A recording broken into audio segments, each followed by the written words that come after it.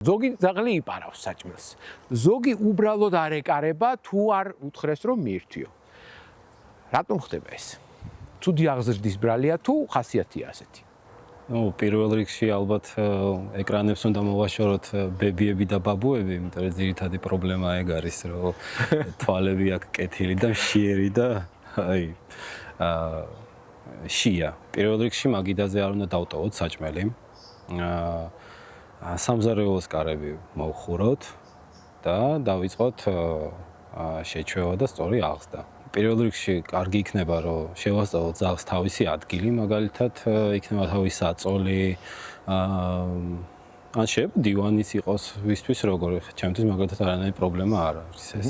მაგის მერე როცა უკვე ჯდებით მაგალითად ვახშამზე, ძაღლმა უნდა გაატაროს დრო თავის ადგილას და მიიღოს ჯილდო მაგისთვის. რომ არ იყოს შენთან ერთად, რომ არ იყოს მაგიდიდან საჭმლის გადაცემა, ტესტირებისთვის დატოვება, მოიპაროს თუ არ მოიპარავს.